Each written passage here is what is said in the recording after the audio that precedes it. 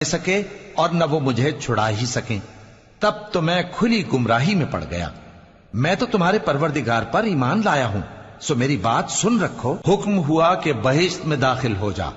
बोला काश मेरी कौम को पता चल जाए कि मेरे रब ने मुझे बख्श दिया और मुझे इज्जत वालों में शामिल किया, और हमने उसके बाद उसकी कौम पर कोई लश्कर नहीं उतारा और न हम उतारने वाले थे।